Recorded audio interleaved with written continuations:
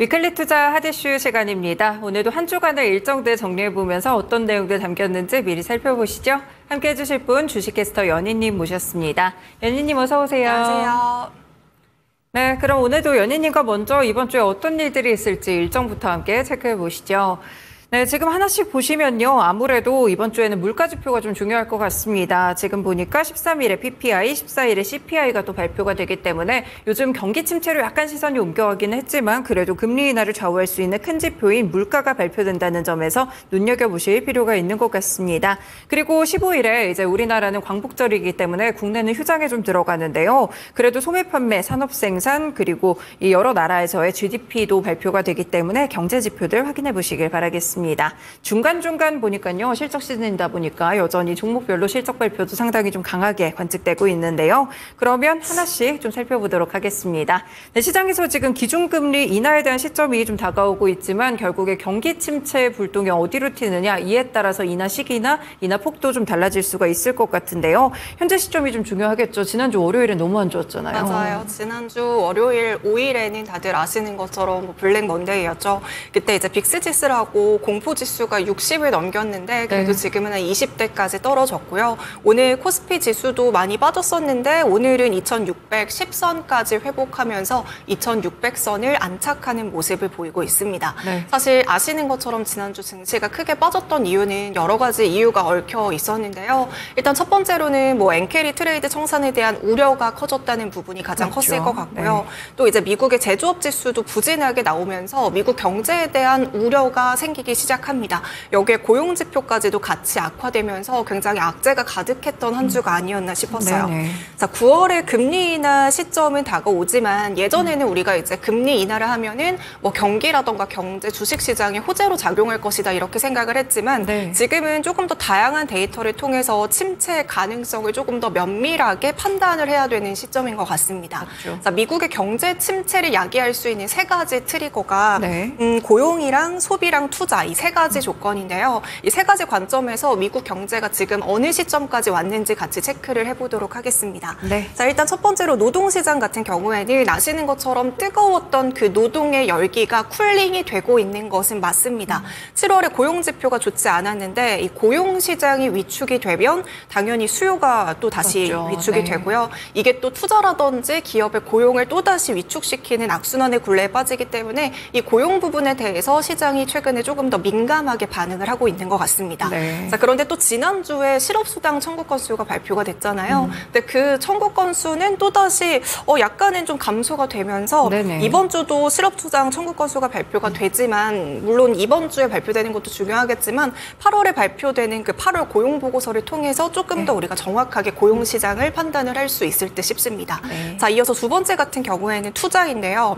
ISM 제조업 지수가 예상치를 하회했고 또 이제 50 밑을 맴돌면서 위축 국면에 들어섰습니다. 네. 자, 그런데 단순히 이 제조업 지수가 위축 국면에 들어섰다라는 것보다는 기업들이 이제 답변을 했던 서베이에서 6월과 비교했을 때 7월에 그 서베이에 대한 내용들이 굉장히 부정적이라는 것들에 우리가 조금 더 초점을 네. 맞춰볼 수가 있을 것 같은데요. 그 코멘트들을 몇 가지 살펴보면 공급망이라든지 재고가 너무 포화됐기 때문에 지금 우리 기업에서는 초과 근무의 필요성이 줄어들었다라는 코멘트도 있었고요. 네. 주문량 같은 경우에는 일반적인 수준보다 훨씬 낮다. 그리고 올해 처음으로 마이너스를 기록했다라는 코멘트도 있었습니다. 심지어 사업이 둔화되고 있는 것들이 느껴지기 때문에 비용을 절감시켜야 된다라는 이야기들이 네. 있었습니다. 상반기에는 미국 경제가 강했습니다. 이로 인해서 금리 인하 기대가 밀리면서 이제 수요 부진 우려로 기업들의 그 심리 상태가 조금 악화됐었다면 하반기에는 금리 인하 기대감이 어느 정도 반영이 됐지만 인하 이후에 실수요가 회복이 될지 이런 것들이 조금 더 관전 포인트라고 볼 수가 네. 있겠습니다. 특히 지금 기업 심리를 위축시키는 요인들은 단순히 수요가 부진하다는 것에 그치지 않는데요. 대선에 대한 불확실성도 기업들의 심리를 위축시키는 요인으로 같이 작용을 그런가요? 하고 있습니다. 네. 바이든이 사퇴를 했죠. 그 이후에 이제 해리스 후보가 새롭게 등장하면서 누가 대통령 대통령이 될 것인지에 대한 불확실성이 조금 더 커진 상황이고요. 또 이제 누가 당선되느냐에 따라서 기업들의 투자 방향성에도 커다란 영향을 미치기 때문에 아직까지는 이 대선 불확실성에 대한 기업들의 심리 요인도 같이 작용을 하고 있습니다. 네. 현재 그래서 지금 기업들이 추가적인 투자에 대해서 굉장히 소극적인 모습들을 보이고 있거든요. 네. 이런 부분들은 수요뿐만이 아니라 정책적인 요소도 같이 맞물려 있다라는 부분 체크해 주실 필요가 있겠습니다. 네. 자, 그리고 마지막 세 번째로는 소비인데요. 사실 소득이 있어야 수요를 받쳐줄 수가 있겠죠. 그렇죠. 소득을 얻으려면 결국에는 이제 고용 지표가 조금 좋게 나와야 되는데 지금 실업률이 높아지면서 시간당 임금이 같이 낮아지고 있습니다. 역의 네. 관계를 보이니까요. 실업률이 하락으로 전환돼야지 임금 상승률이 다시 올라갈 수가 있거든요. 근데 최근에 물가가 하락하고 있기 때문에 시간당 그 실질 임금은 또 이제 반등을 하고 있다고 해요. 네네. 그러면서 재화 소비도 같이 반등하는 모습을 보이고는 있지만 이게 인플레 압력 둔화로 인한 그 상쇄되는 요인일 뿐이지 네. 소비가 늘어나려면 실업률 상승세가 조금은 멈추고 임금 상승률이 증가하거나 아니면 금리 인하 이후에 주택 시장이 조금 회복되면서 소비 반등을 기대를 해봐야 될 것 같습니다. 네. 그리고 최근에 또 이제 미국의 2분기 실적들이 발표가 되면서 그 소비 관련주들의 실적이 굉장히 안 좋았거든요. 네. 뭐 월트 디즈니라던가 아니면 에어비앤비라던가 그 맥도날드도 뭐 그렇죠. 영업이익이라든지 판매량이 굉장히 감소하고 있다라는 부분들이 우리가 확인을 했기 때문에 미국의 소비자들이 소비를 줄이고 있기는 하다라는 부분들도 우리가 또 실적을 통해서도 확인을 해볼 수가 있었습니다. 네.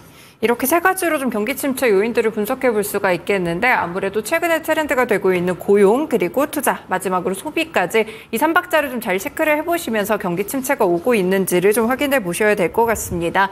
그동안은 경기 침체가 좀 오고 있다. 그래서 연준이 이미 금리 인하 시점이 많이 늦었다. 이런 이야기들이 있었는데요. 그래도 이제 지난주에 증시가 좀 회복세를 보였던 부분 중에 한 틀이라고 볼 수 있는 게 사실상 경기 침체는 아니다. 이런 의견들도 있었거든요. 네. 시각이 좀 엇갈리네요.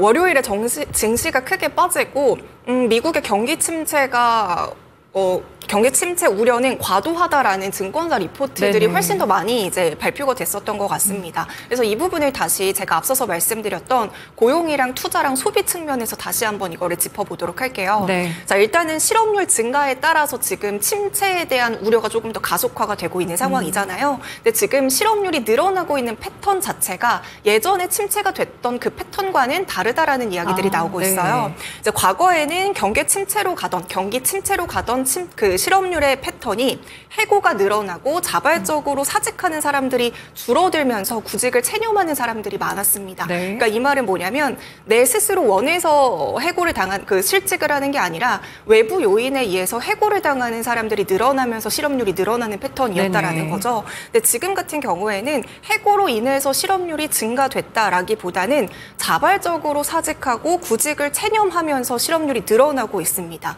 그리고 오히려 해고율 같은 경우에는 지금 6월 오히려 하락하는 모습을 보이면서 역대 최저치까지 하락한 상황입니다. 네. 더불어서 팬데믹 이후에 노동력 부족 그리고 채용의 어려움들을 겪었던 기업들이 이제는 예전처럼 막 적극적으로 해고에 나서지 않을 수도 있다. 이런 가능성들도 같이 나오고 있어요. 네네. 그래서 실업률 상승이 뭐 과거만큼 크지 않을 수 있다라는 것들이 조금은 희망의 근거가 되고 있습니다. 자, 그리고 7월에 갑자기 늘어난 해고가 추세적으로 늘어났다라고 우리가 생각을 하기에는 조금은 이른 것들이 있는데요. 네. 그 이유는 이제 첫 번째로 이벤트 효과를 우리가 꼽을 수가 있겠습니다. 7월에는 미국 쪽에서 뭐 허리케인이라던가 여러 가지 그 날씨적인 이슈들이 많았잖아요. 발생하죠. 이 날씨의 네. 영향으로 7월 한 달 동안 날씨로 인해서 일을 못했다라고 답변한 사람들의 수가 7월 한 달 동안의 그 평균 10년치의 데이터의 12배를 상회했다라고 합니다. 그래서 그래요? 이번 7월에는 상당히 날씨 때문에 일을 못했다라고 한 사람들이 늘어났기 때문에 네. 이런 것들이 이벤트 효과가 조금은 반영이 됐다라고 보시면 될 것 같고요. 실제로 허리케인이 직접적으로 영향을 미쳤던 텍사스 쪽에서의 신규 실업수당 청구 건수가 7월에 갑자기 튀는 모습을 보여주기도 했습니다. 네. 자, 이렇게 날씨 영향으로 7월에 뭔가 일시적인 해고가 늘어났다라고 한다면 8월에 발표되는 부분은 실업률이 7월보다는 조금 다시 회복하는 모습으로 회귀할 수 있다라는 가능성도 네. 같이 열리고 있습니다.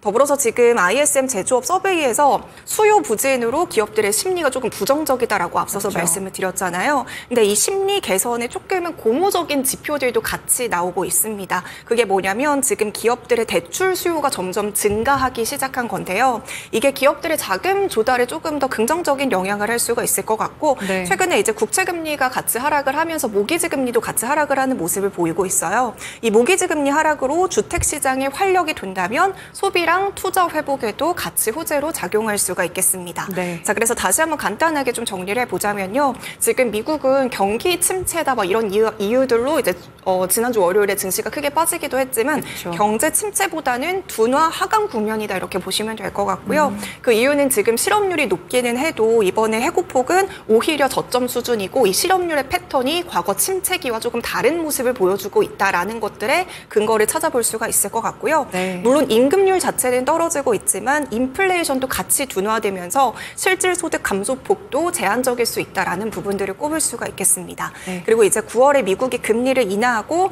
4분기로 갈수록 대선에 대한 불확실성이 줄어들게 되면 기업들에 대한 그 투자도 조금 회복될 가능성이 있기 때문에 침체 우려는 지금은 약간의 시기상조이지 않을까라는 판단입니다.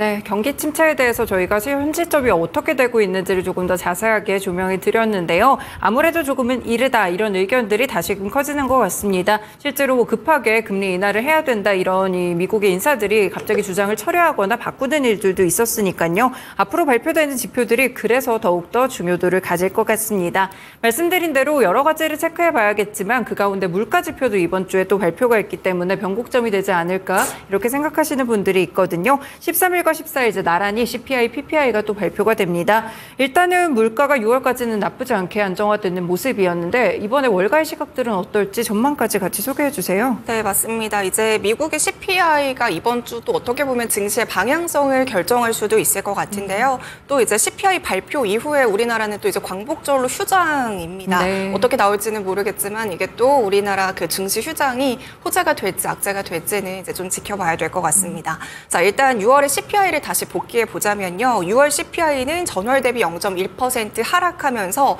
4년여 만에 하락세로 돌아섰고요. 네. 전년 대비로 비교했을 때는 3% 정도 상승하면서 예상치를 밑돌았습니다.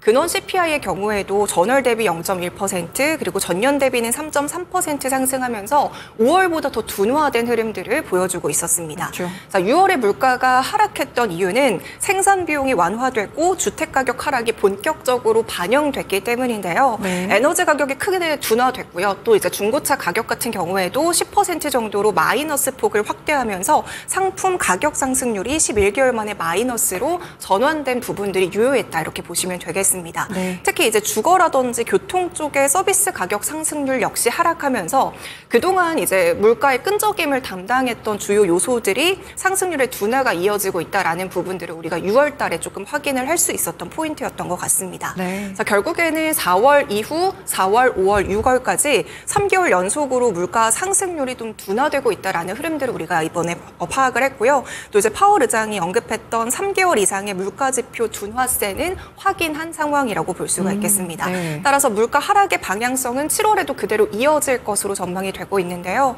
더불어서 상반기에는 미국인들의 소비 여건이 어느 정도 있었습니다. 상반기까지는요. 하지만 네. 이제는 고금리 장기화에 대한 피로도가 높아지고 있고 아시는 것처럼 미국인들의 저축이 소진됐다라는 이야기들도 계속 나오고 있고요. 네네. 또 이제 고용 시장들을 미루어 봤을 때 상반기처럼의 소비를 보이기는 어렵기 때문에 앞으로도 물가 하락세는 조금 더 두드러질 수 있다라는 전망이고요. 네. 이번 7월 CPI에 대한 월가 컨센서스는 전년 대비로는 헤드라인이 2.9% 그리고 이제 근원 CPI의 경우에는 3.2%로 둔화를 예상을 하고 있습니다.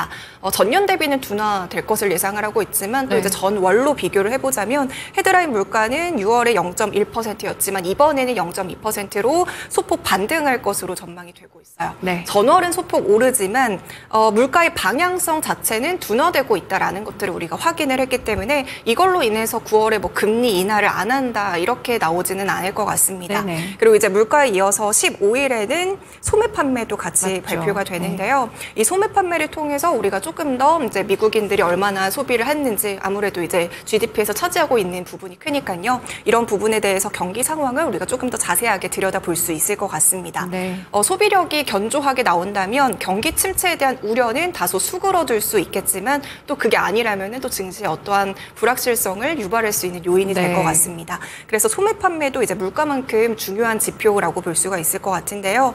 6월에 미국의 소매 판매는 보합세를 보이면서 양호한 흐름을 보였습니다. 네. 자동차라든지 주유소 판매 같은 것들은 좀 줄었지만 이를 제외했던 소매 판매는 전월 대비 0.8% 늘어나면서 보합세를 유지를 했고요. 네. 이제 7월의 소매 판매 같은 경우에는 전월 대비 0.3% 증가할 것이다 이렇게 추정을 하고 있습니다. 제가 앞서서 소비에 대해서 잠깐 말씀을 드렸지만 초과 저축액이 지금 고갈이 되고 있는 상황이고 노동시장의 열기가 사그러들면서 미국인들이 지출을 전반적으로 줄이고 있는 상황입니다. 네. 그리고 소비 관련주 실적에서도 말씀을 드렸지만 소비는 현재 둔화 추세에 있다라는 것들은 조금 맞다 이렇게 우리가 판단을 해볼 수가 있을 것 같은데요. 하지만 앞서도 말씀드렸듯 물가가 같이 둔화되고 있기 때문에 실질 임금은 반등을 하고 있어요. 그래서 소비가 급격하게 위축된 가능성은 좀 낮다라고 판단을 하고 있습니다. 자, 물가는 금리 인하 수준으로 안정화되겠지만 소매 판매 지표가 또 어떻게 나올지는 이제 나와봐야지 알기 때문에 이거를 놓고 이제 또 시장에서는 어떻게 해석할지도 우리가 이제 이번 주 중에 좀 지켜봐야 될 것 같고 이번 주에 CPI, PPI 그리고 소매 판매 지표를 통해서 경기 침체에 대한 우려를 완화시키고 물가를 잡는 두 가지 토끼를 다 잡는 한 주가 될 수 있을지 좀 지켜봐야 될 것 같습니다. 네, 이렇게 또 저희가 함께 경기 침체를 가리킬 수 있는 지표들에 대해서 함께 또 분석을 드렸는데요. 물가 지표 일단 CPI 기준으로 봤을 때 국내 시간으로는 수요일 밤에 또 발표가 됩니다. 그렇기 때문에 목요일 휴장인 이제 국내 시장에서는 금요일에 반영이 될 텐데 이 지연에 대한 부분들도 생각을 해보셔야 될 것 같고요. 소개해드린 대로 이제 주 후반으로 가면 7월에 소매 판매라든지 미국은 아무래도 소비 국가다 보니까 소비가 상당히 중요하잖아요. 이 지표들을 같이 확인해 보시면서 과연 이 경기 침체에 대한 판단이 어떻게 될지도 한 번 더 생각을 해보시면 좋을 것 같습니다. 네, 오늘 일정도 이렇게 같이 정리해 보겠습니다. 연희님 오늘 말씀 고맙습니다. 네, 이렇게 오늘 위클리 투자 핫이슈 시간 함께 했고요. 오늘 함께 해주신 분은 주식캐스터 연희님이었습니다.